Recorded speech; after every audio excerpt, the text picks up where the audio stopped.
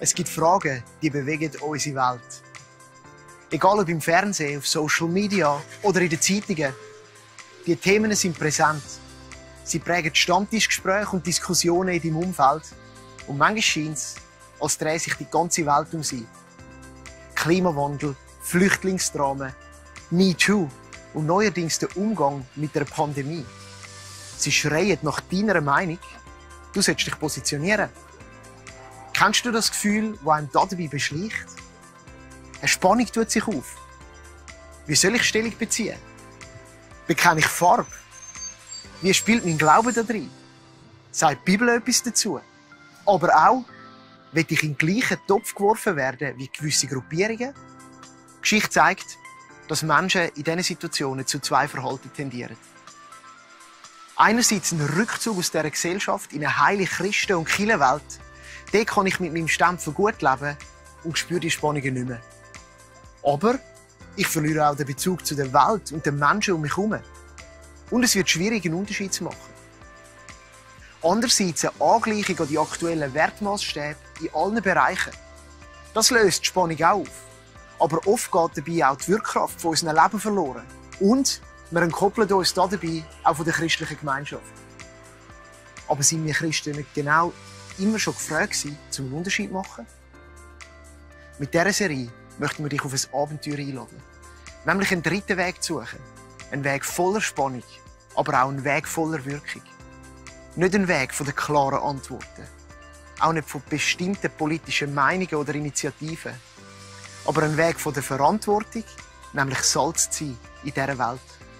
Das heisst, mitten in der Welt, aber nicht gleich wie die Welt. Für das brauchen wir Demut, Geduld und Toleranz. Toleranz heisst, zu akzeptieren und zu anerkennen, dass andere Menschen anders denken. Und das Recht auch für uns in Anspruch zu nehmen. Willkommen auf diesem Weg. Ein Weg, der uns in die Bibel führt und uns herausfordern wird, Verantwortung zu übernehmen.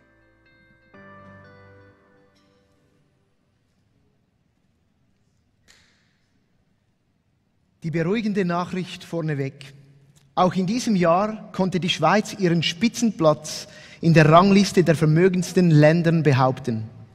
Im Durchschnitt besitze jeder Erwachsene hierzulande rund 530.000 US-Dollar, schreibt die Credit Suisse in der jüngsten Ausgabe ihres Global Wealth Report.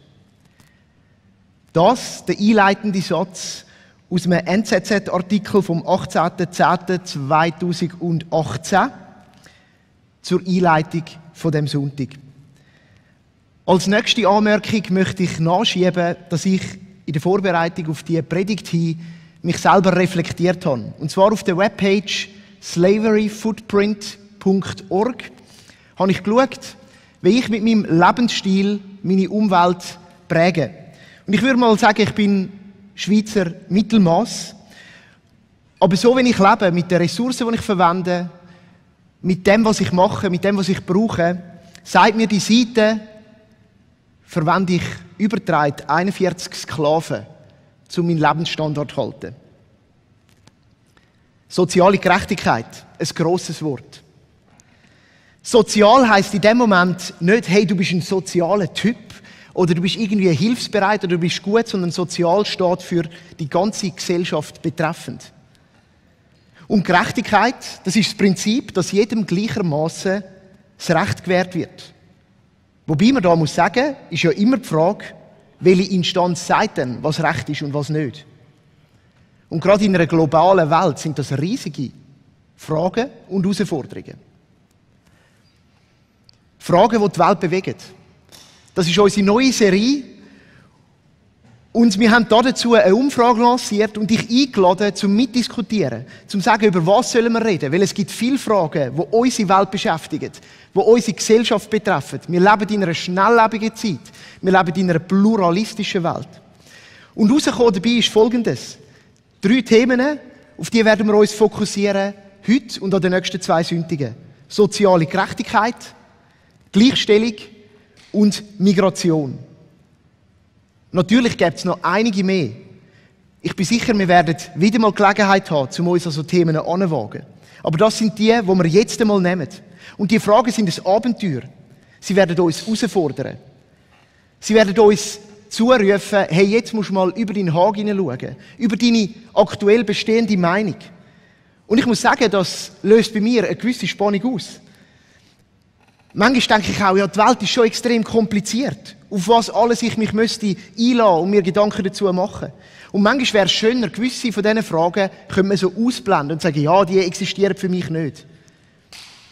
Aber wir sind der Überzeugung, dass es entscheidend ist, als Christen eine Relevanz zu haben in dieser Gesellschaft. Und das heisst, dass wir uns auf die Fragen einlassen müssen. Das heisst, dass wir uns auf die Nöte, die die Gesellschaft beschäftigen, einlassen. Und die Fragen, die die Gesellschaft bewegen, die sollen uns interessieren. Und es wird uns dazu führen, wenn wir uns mit dem beschäftigen, dass wir standhafter Stellung beziehen können, Meinungen vertreten und so auch einen Einfluss haben auf die gesellschaftlichen Entwicklungen. Das Ziel dieser Serie ist, dass wir als Christen die Gesellschaft mitprägen können. Dass wir eine Meinung vertreten können. Oder wie es eben in Matthäus 5, Kapitel 5, Vers 13 heisst, ihr seid das Licht für die Welt. Ihr seid wie Salz für die Welt. Wenn Salz aber fad geworden ist, wodurch soll es seine Würzkraft wiederfinden? Es ist nutzlos geworden.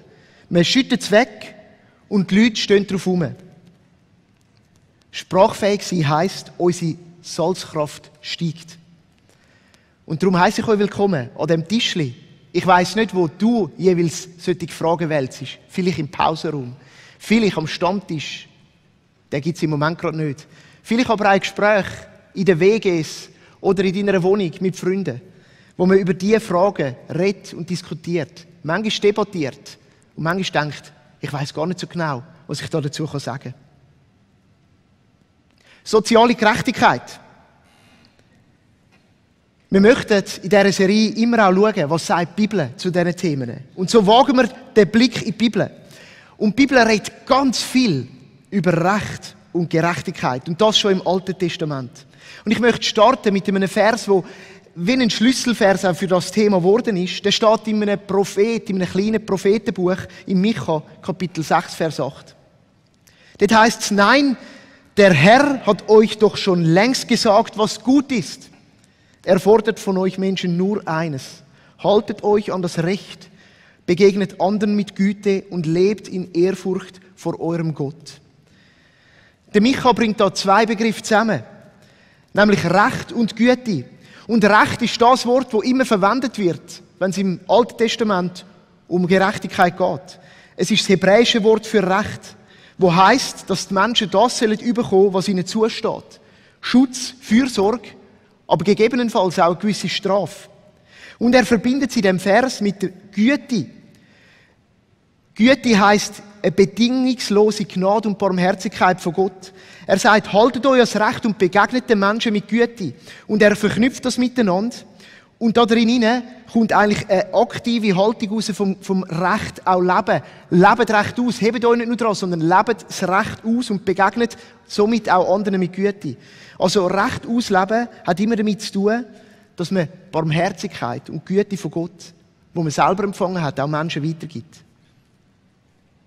Hast du die Güte empfangen? Vielleicht gerade schon zum Anfang eine Frage. Hast du das erlebt und kann dich das dazu bringen, auch anderen Menschen in der Haltung vom ihnen Recht tun zu begegnen, wo immer basierend ist auf der Güte von Gott, einem Menschen gegenüber, Gnade und Barmherzigkeit. Der Vers, der hat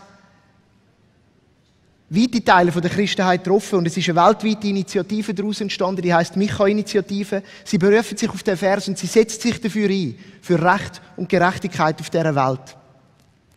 Aber das ist nicht der einzige Vers, wo das betrifft.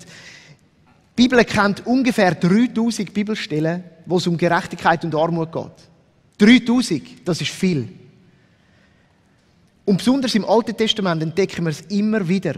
Und in dem Sinne habe ich festgestellt, die Frage um die soziale Gerechtigkeit ist gar nicht so kontrovers. Und ich möchte euch mitnehmen auf ein paar von diesen Texten.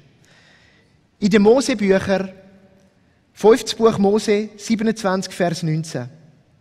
Verflucht ist, wer Ausländern, Waisen oder Witwen vor Gericht ihr Recht verweigert.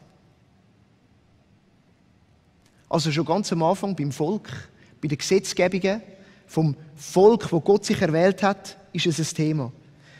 Dann bei den Propheten kommt es zuhauf. Ein Beispiel. Jeremia 22, Vers 3. So spricht der Herr. Sorgt für Recht und Gerechtigkeit. Helft den Menschen, die beraubt und unterdrückt werden. Den Ausländern, Waisen und Witwen tut keine Gewalt an und nutzt sie nicht aus. Hört auf, hier das Blut unschuldiger Menschen zu vergießen. Und wir können noch weitergehen, nämlich in die Weisheitsliteratur. Und ich lese da aus einem Spruch, Sprüche 31, Vers 8. Du aber, tritt für die Leute ein, die sich selbst nicht verteidigen können. Schütze das Recht der Hilflosen. Das gibt so ein bisschen einen O-Ton, wie die Bibel über das Thema redet. Wie das Alte Testament über das Thema redet. Und man redet, wenn man das Alte Testament anschaut, dabei auch vom Quartett der Schutzlosen, wo da dabei erwähnt werden. Quartett spielen, das erinnert mich an die Kindheit. Ich habe es meistens mit verschiedenen Formel-1-Boliden gemacht, wo du dich versucht hast, den gleichen Rennstall dann zusammen zu haben, oder du hast es können machen, um einfach dich zu vergleichen, wer hat jetzt die besseren Autos. Aber das Quartett steht für 4. Und da drinnen sehen wir, dass immer wieder 4 Gruppen erwähnt werden, die schutzlos sind. Das sind Waisen, Witwen, Arme und auch Ausländer. Die thematisiert das Alte Testament. Und ich möchte da schon einen Sprung wagen in die heutige Zeit. Und ich glaube, einiges von dem gilt genau gleich noch. Wir reden von den gleichen Gruppen. Aber ich denke, man kann es erweitern auf ein Dutzend. Und ich lese einfach ein paar Beispiele. Wir reden von Wirtschaftsopfern. Wir reden von Obdachlosen. Wir reden von Alleinerziehenden. Wir reden von Alten. Wir reden von Flüchtlingen. Wir reden von sozialen Opfern. Vielleicht auch Outsider, wie man zu meiner Schulzeit gesagt hat. Später hat man tatsächlich den Begriff Opfer, du Opfer verwendet. Wir reden von Frauen und ihren tieferen Löhnen. Wir reden von den Menschen, die wir letzte Woche in der Zeitung gesehen haben, die 1 Kilometer anstehen in Genf, um Essen zu bekommen. Es ist ein Thema. Die Schutzlosen, die gibt es auch heute noch. Sie heissen vielleicht anders. Wir können weiter ins Neue Testament und wir kommen zu Jesus. Immer wichtig, auch mit den Augen von Jesus an ein Thema anzuschauen. Jesus und Gerechtigkeit. Jesus und der Umgang mit sozialen Unterschieden. Und eins kann ich euch sagen, er greift den O-Ton vom Alten Testament auf. Und ich möchte euch mitnehmen in eine Passage, die uns zeigt, wie er auch es gewagt hat, Menschen zu konfrontieren. Und es war die Situation, dass Jesus eingeladen worden ist zum Essen bei einem führenden oder angesehenen Mann aus dem Volk, einem Pharisäer, einem Gelehrten, einem, der treu auch nach den jüdischen Gebot gelebt hat. Und an diesen Essen waren meistens viele Menschen gewesen. Und als es dann langsam so aufs Essen zugegangen ist, hat Jesus Folgendes gesagt. Wir lesen im Lukas 14 ab Vers 12. Da wandte sich Jesus an seinen Gastgeber. Zu einem Essen solltest du nicht nur deine Freunde, Geschwister, Verwandten oder die reichen Nachbarn einladen. Sie werden dir danken und dich wieder einladen. Dann hast du deine Belohnung schon gehabt. Bitte lieber die Armen, Verkrüppelten, Gelähmten und Blinden an deinen Tisch. Ein Challenge mitten in die Festgesellschaft hier. Ich stelle mir das so vor, wenn du wirklich ein unanständiger Gast sein willst, dann mach das am Anfang, wenn du eingeladen bist, vor dieser versammelten Menge von den Reichen und Schönen, den Nachbarn und denen, wo du es gut hast damit, und sag das. Ich glaube, die Stimmung sinkt gerade mal recht heftig im Raum. Und ich habe mir das so auch für mich überlegt und gemerkt, ja, wen lade ich denn ein an meine Fester? Im Moment niemand. Ich bin alleine daheim. Und wenn, dann fängt man ja dann vielleicht mal so mit der ganz Nächsten an aus der Familie, wo man dann wieder mal dazu nimmt. Das habt ihr sicher auch schon euch überlegt oder vielleicht sogar schon gemacht. Aber ist das nicht ein Challenge? Auch für heute? Wen ladest du ein an deine Fester? Wer ist Teil davon? Also wir können sagen, Jesus, seine Aussage reiht sich ein, die Text vom Alten Testament, wo die Grenzen abreißt, wo sagt, Recht soll für Gleiche gelten, auch Gutes tun, Güte, Barmherzigkeit leben, soll für alle gleich gelten. Jesus ist eingetreten und es gibt noch viel mehr Stellen für die Schutzlosen und Armen. Und dann gibt es etwas Spannendes. Jesus hat mit seinem Leben gezeigt, dass er die Grenzüberschreitungen sogar noch erweitert hat. Nicht nur in die klassischen Kategorien von reich und arm, bevorteiligt und benachteiligt, sondern noch viel weiter. Und ich habe das so zusammengefasst unter dem Titel «Die nicht materiell Schutzlosen». Gibt es denn auch eine andere Form von Schutzlosigkeit in einer Gesellschaft? Damals hat es gegeben und ich denke, es gibt es auch heute noch. Wir sehen zum Beispiel, dass er sich mit denen abgegeben hat, die gemäss ihrem Lebensstil, gemäss der Sündhaftigkeit, die sie in ihrem Leben ausgegrenzt worden sind.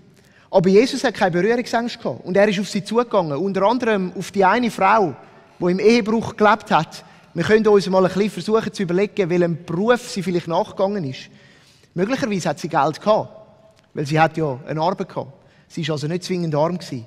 Aber Jesus ist ihr begegnet, einer Frau, wo man nicht öffentlich begegnet ist. Er hat die Grenzen überwunden. Moralische Grenzen somit hat er überwunden. Er hat aber auch Grenzen zu anderen Volksgruppen überwunden.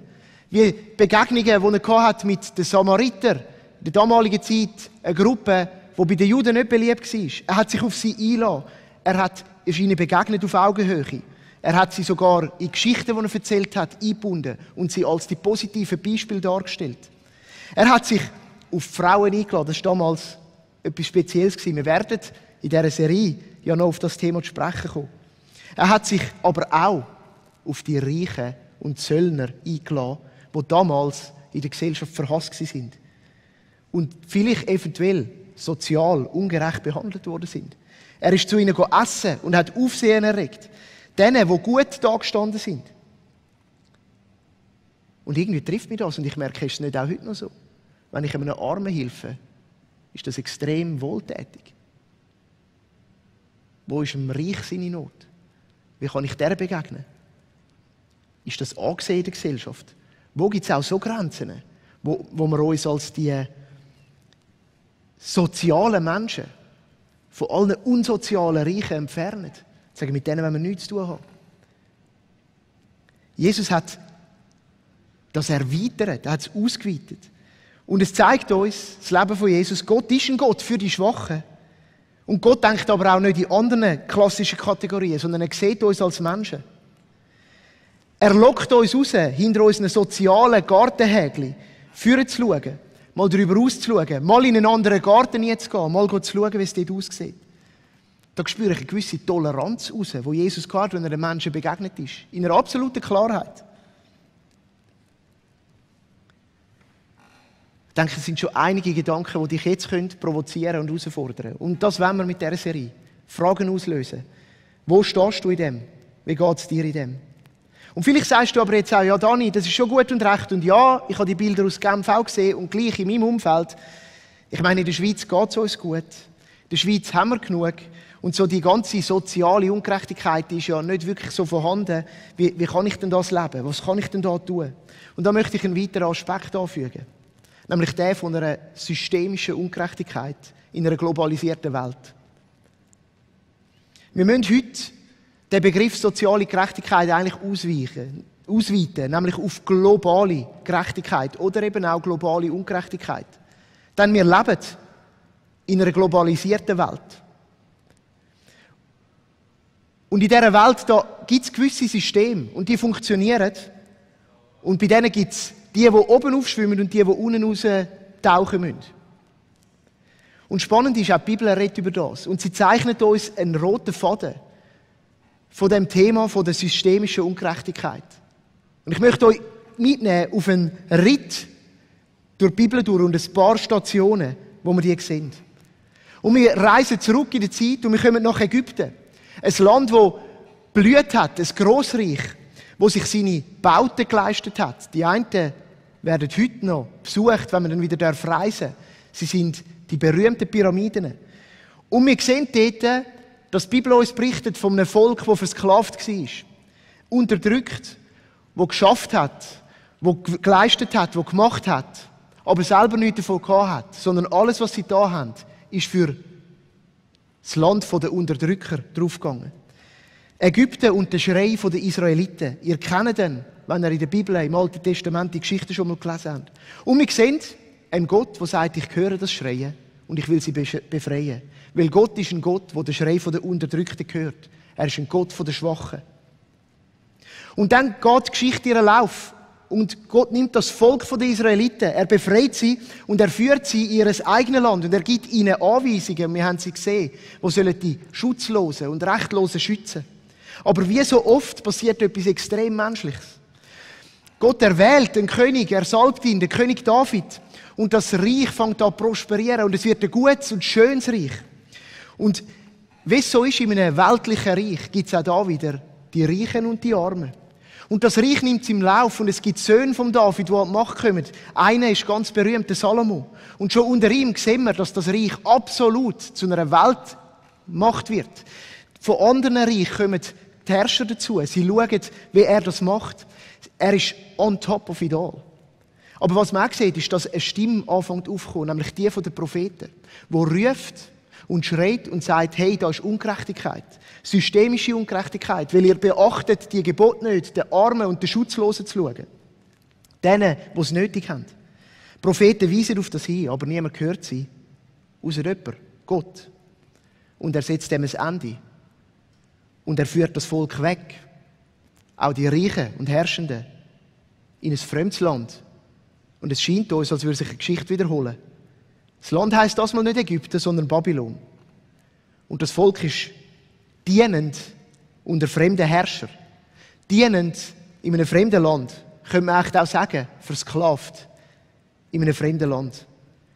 Und sie sehnen sich nach nichts mehr, als dass sie zurück könnten, dass sie befreit würden. Und Gott hört das Schreien und er führt sie zurück. Und sie kommen zurück nach Jerusalem und sie haben die Möglichkeit, die Stadt aufzubauen, den Tempel wieder aufzubauen. Aber was wir auch entdecken ist, dass in der Welt die Geschichte weitergelaufen ist. Und wir treffen das Land Israel an unter einer neuen Weltherrschaft, nämlich unter der vom Römischen Reich. Und das ist die Zeit, wo Jesus reinkommt. Jesus kommt in die Zeit, wo das Land Israel unter dem Römischen Reich leidet. Die lokale Bevölkerung untertan ist einer Grossmacht. Und nicht alles ist cool. Es gibt riesige soziale Unterschiede. Es gibt riesige Differenzen von Einkommen. Es gibt riesige Differenzen zwischen Reich und Arm. Und das Volk schreit. Das Volk ist bedürftig nach Erlösung. Und es sehnt sich nach nichts mehr, als dass die Prophezeiung wahr wird. Dass sie frei sein und das Volk von Gott sein. Und wir stellen fest, die systemische Ungerechtigkeit geht weiter. Ein roter Faden durch die Bibel. Systemische Ungerechtigkeit heisst, Menschen zahlen den Tribut, dass andere Menschen reich werden. Und die Weichen sind so gestellt, dass sich das nie wird verändern. Und was damals Realität war, wiederholt sich möglicherweise seit vielen Jahren immer wieder. Systemische Ungerechtigkeit geht weiter. Dort, wo Machtanspruch und Herrschaft sowie wirtschaftlicher Erfolg um jeden Preis, ja um jeden Preis weitergeht. Mich hat das besonders getroffen, in den Momenten, wo ich Länder bereisen konnte, wo man als Drittweltländer bezeichnet. Es hat mich getroffen, zu sehen, wie es dort einerseits Prunk und Protz gibt und andererseits grosse Armut. Und dass die Systeme so gestellt sind, dass der arm ist, nie wird können in einen schönen Glaspalast hineinlaufen. Es hat aber auch damit zu tun, dass wir das bei uns erleben. Dass wir uns als Land Sachen leisten, auf Kosten von einer globalisierten Welt und von anderen Nationen. Und ich muss dir etwas sagen, auch wenn du möglicherweise nicht zu denen mit einer $500,000 US-Dollar Besitztum gehörst in dieser Schweiz, ich auch nicht, wir gehören zum obersten Teil dieser Welt. Das zeigt uns der Bericht von der NZZ vom Anfang. Und in einer globalisierten Welt, wo wir auch global konsumieren, sind wir ein Teil von dem. Und schwimmen wir oben auf. Und haben wir Anteil an dem, was an anderen Orten schief läuft. Indem, dass wir an gewissen Orten Firmen unterstützen, die an anderen Orten die Menschen tief behalten. Zum Beispiel. Wir haben viel mehr als andere. Und das, was wir uns nehmen, geht oft auf Kosten von anderen. Das ist systemische Ungerechtigkeit. Und ich glaube, es tut ein bisschen weh, ein bisschen fest, aber wir müssen dem mit den Augen schauen. Und vielleicht sitzt du jetzt da und fragst dich auch, ja, wie sollen wir denn leben? Ich meine, ich kann ja auch nichts dafür, dass ich da in der Schweiz geboren bin. Ja, das stimmt. Ich möchte dich mitnehmen auf den Weg, wo uns ein Mensch vorgelebt hat. Er ist auf die Erde gekommen vor 2000 Jahren. Es ist der Jesusweg. Und ich möchte ihn gegenüberstellen, einem Weg von der damaligen Weltherrscher, nämlich von der Kaiser vom Römischen Reich. Wir haben vorher schon geschaut, wie Jesus in seinem Leben umgegangen ist. Und wir haben einen kleinen Einblick bekommen, wie er diesen Menschen aus anderen Schichten begegnet ist. Aber sein Leben, da sind wir uns einig, das gipfelt an dem Moment, wo er gefangen worden ist von der römischen Grossmacht im Auftrag der Juden als Gotteslästerer. Und was dann sichtbar wird, ist spannend. Und ich wage es heute, einen Vergleich zu machen zwischen dem Weg, wo Jesus gewählt hat, und dem Weg, wo die Herrscher von dieser Welt damals gewählt haben, nämlich die Kaiser. Nach der Gefangennahme von Jesus ist etwas passiert. Man hat ihn nämlich mitgenommen und man hat ihn zu einem lokalen Herrscher gebracht. Und während der werdende Kaiser, wenn ein neuer Kaiser gekürt worden ist in Rom, jeweils ins Prätorium von Rom geführt worden ist, umgeben von Soldaten zu seiner Ehre, ist Jesus umgeben von Soldaten zum römischen Statthalter von der Provinz Judäa geführt worden, zum Pilatus. Und dort hat man sich versammelt. Während der römische Kaiser bei seiner Krönung mit einem Mantel gekleidet worden ist und mit einem berühmten Lorbeer oder Olivenkranz gewürdigt worden ist, hat man Jesus auch einen Mantel gegeben und eine Dornenkrone. Während der Cäsar nachdem von seiner Garde sehr ehrenvoll angekündigt und geehrt worden ist Jesus von den Soldaten verspottet worden. Während der Kaiser mit einem Tier, das zu seiner Krönung hat geschlachtet werden, in einer Prozession durch die Straßen von Rom geführt worden ist Jesus als lebendiges Opfer in einer Prozession durch die Straßen von Jerusalem getrieben worden. Während der Kaiser zum Kapitolshügel geführt worden ist, wo man bei den Tempeln der damaligen Götter geopfert hat und ihn gekrönt hat, ist Jesus auf einen Hügel geführt worden namens Golgatha, wo er sich selber als Opfer hingegeben hat. Während man den Kaiser gerühmt hat, mit seinen 2 Stellvertretern an der Seite, der eine zur rechten, der andere zur linken Hand, ist Jesus gestorben auf dem Hügel mit 2 Verbrechern, verurteilt als Gotteslästerer, als König der Juden. Und was wir hier entdecken, ist ein absolutes Anti-Statement zu den damaligen Machtstrukturen.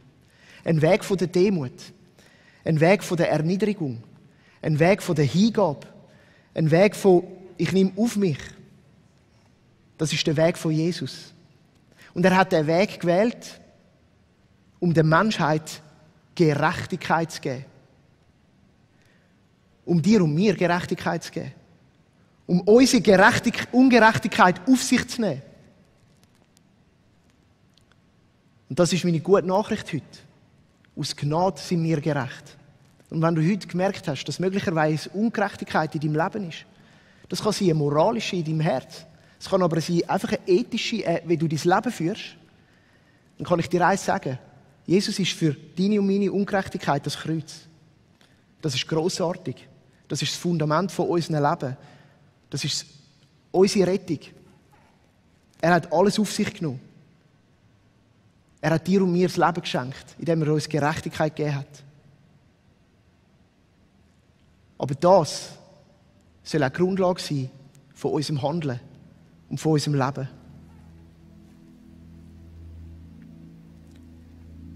Ich denke, es ist eine Herausforderung für uns als Schweizer. Als Topshot. Während meiner Studiumszeit hatte ich einen Studentenjob gehabt. Und ich habe wirklich mein Geld hart verdienen, dass es gelangt hat, für meine WG-Miete zu zahlen. Ich habe es gewagt, damals auf so einem Online-Barometer mein Einkommen mit dem weltweiten Einkommen zu vergleichen. Leider ist die Webpage nicht mehr online. Und ich habe mein spärliches Löhnchen von damals dort eingegeben. Und was rausgekommen ist dabei, hat mich schockiert. Nämlich, dass ich zu den Top-Prozentli vom Welteinkommen gehöre, was ich verdiene. Und ich nehme an, das hat sich in der letzten Zeit eher noch höher verändert. Und als Schweizer sind wir darum auch immer näher dran, sofort mit unserem Geld zu helfen. Und das ist etwas mega Gutes und etwas sehr Wirkungsvolles. Und ich will das grundsätzlich gar nicht in Frage stellen. Aber ein Zitat ist mir in der Vorbereitung auf diesen Sonntag auch noch über den Weg gekommen, aus einem Film. Der Film heisst Just Mercy. Und da drin wird gesagt, das Gegenteil von Armut ist nicht Reichtum, sondern Gerechtigkeit. Und ich denke, der Sonntag steht da, um dich und mich einzuladen und uns Fragen zu stellen. Ein paar Fragen an uns zu richten. Wie reagieren wir auf das Leben von Jesus? Wie reagieren wir auf die Botschaft der Bibel? Als Schweizer, in unserer Gesellschaft, als unverdient da drin Geborene, aber auch als unverschuldet da drin Geborene. Wir sind jetzt mal da. Und ich möchte darum schliessen mit ein paar Fragen. Die erste ist die, in welcher Welt lebst du? Wir haben eine grosse Selbstbestimmung. Spätestens in ein paar Wochen wieder, wenn der Lockdown endgültig vorbei ist. Du kannst wählen, mit wem du dich willst umgehen. Umgibst du dich mit Menschen aus anderen Realitäten, aus anderen sozialen Umständen, aus anderen Einkommensschichten? Oder bist du in einer Bubble drin? Das ist ein Grund, wieso ich die Kirche liebe, by the way. Weil es ein Ort ist, wo wir unterschiedlich zusammenkommen können und in unseren unterschiedlichen Umständen uns begegnen. Es ist mega wichtig. Es öffnet uns die Augen. Und es ist das, was Jesus gemacht hat. Er hat sich immer mit anderen umgeben. Und wenn man gedacht hat, das ist jetzt seine Gruppe, ist er schon bei der Nächsten gewesen. Zweite Frage. Reflektierst du dich? Hast du dich schon mal reflektiert über deinen Lifestyle? Bist du dir bewusst, wie du dein Leben lebst? Oder machst du das regelmäßig? Informierst du dich über das Thema? Soziale Gerechtigkeit, globale Gerechtigkeit. Ist es ein Thema, wenn du mit Menschen über das redest? Ich möchte da einen Internet-Link dir als Inspiration geben: stoparmut.ch. Ja, manchmal ist es ein Wagnis, sich auf so eine Seite einzulassen, ich weiss. Aber ich finde, die Seite ist Inspiration und sie stellt das grosse Thema sehr breit dar und es kann dir helfen, mal zumindest einen Bereich von deinem Leben zu reflektieren. Dir ein paar Gedanken zu machen. Es hat ein paar weiterführende Links, dich zu informieren über das Thema. Zu der Frage, reflektierst du dich, gehört für mich auch die Frage, streichst du zum Beispiel Verse in deiner Bibel an, die zu dem Thema etwas sagen? Oder ist das nicht der Fokus? Ist der Fokus nur du und dein persönliches Leben? Nächste Frage. Was konsumierst du? Das ist fast schon eine zwiespältige Frage, gell? Es geht mir darum, wo kaufst du ein? Was kaufst du ein? Wie viel kaufst du ein? Hast du dir das schon mal überlegt? Was brauchst du alles für dein Leben? Das hat alles einen Zusammenhang mit dem, wie andere Menschen leben. Informier dich über die Themen, über fairen Handel, was er bringt und was er auch nicht bringt. Ja, das sind Kontroversen. Das können wir anerkennen. Zum was konsumierst du, gehört auch die Frage, wie investierst du? Was machst du mit dem vielen Geld, das du hast? Und wir haben erst kürzlich eine Predigtserie zu diesem Thema gehabt. Nimmt es dich auch Wunder, wo das Geld, das du anleihst, wie das verwendet wird und für was das verwendet wird? Und was es macht mit den Menschen, die das dann auch noch betrifft, neben denen, die das Geld gerade in die Hände bekommen, um etwas damit zu tun. Und als letzte Frage, wie engagierst du dich? Und wir wollen da keine fertigen Antworten geben. Es soll ein Denkanstoss sein, der dich in eine Bewegung führen soll. Das kann sein gesellschaftlich, das kann sein in der Kirche, das kann sein außerhalb der Kirche, das kann sein politisch, selbstverständlich. In einem Land, wo wir das können, ist das grossartig. Aber eine Herausforderung will ich dir geben. Wenn du das Stimmrecht hast in unserem Land, bitte, bitte, bitte stimm ab. Geh wählen. Es ist dein Recht. Gerechtigkeit hat mit Recht zu tun. Nimm dein Recht wahr und nimm Einfluss. Und lass den Brief nicht liegen und rühre nicht aufs Altpapier und denk nicht, es ist unwichtig. Es ist entscheidend. Das ist meine Challenge für dich. Und diese Frage möchten wir jetzt noch einen Moment nachklingen lassen. Und wir werden in ein Lied gehen miteinander, wo du kannst auf dich wirken lassen oder du kannst es mitsingen. Es ist ein Lied, das auch das Herz von Gott über diesem riesengroßen Thema, wo ein Sonntag kaum langt, um es nur schon so ein bisschen ankratzen, zu thematisieren. Das Lied, das drückt etwas von dem Herz drin aus.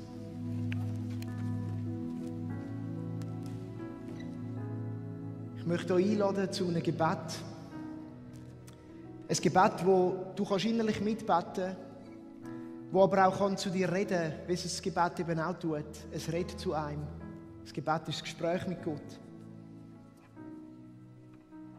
Jesus, Lamm Gottes, du trägst die Sünden der Welt. Sei uns gnädig. Befreie uns aus der Gefangenschaft von Sünde und Tod. Hör unser Gebet und schenke uns Frieden. Erlöse uns von der Arroganz der Macht, von der Tyrannei der Gier, vom Krebs vom Hass, von der Verführung vom Geld, von Macht und Kontrollsucht, von den Ghettos, von der Armut und dem Reichtum.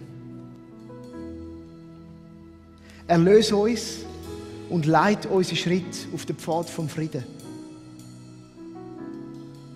Wir sind nicht einverstanden mit Gesetzen, die menschliche Leben betrügen, mit Zerstörung der Gemeinschaft, mit Anschuldigungen und böswilligem Reden, mit der Idee, dass Glück käuflich ist, mit der Ausbeutung der Erde, mit Herrschern und Mächten, die unterdrücken, mit Regierungen, die töten, mit der Theologie der Macht. Wir sind nicht damit einverstanden. Wir verpflichten uns der Treue gegenüber dem Königreich Gottes. Und somit einem Frieden ungleich dem römischen Frieden. Einem Evangelium von der Feindesliebe. Einem Königreich von den Armen und Gebrochenen. Einem König, der seine Feinde so geliebt hat, dass er für sie gestorben ist. Der internationalen Kirche, die grenzübergreifend ist. Einem heimatlosen Rabbi, der kein Fest zu Hause hat. Einem Kreuz, nicht dem Schwert. Dem, der mit dem Waschtuch und nicht mit der eisernen Faust regiert hat. Dem, der auf einem Esel und nicht auf einem Kriegsross geritten ist. Der Revolution, die die Unterdrücker und die Unterdrückten freisetzt. Ein Weg, der zum Leben führt. Im geopferten Lamm. Und das geopferte Lamm, das verehren wir. Von den äußersten Winkeln der Erde bis in die Zentren vom Reichtum und von der Macht. Amen.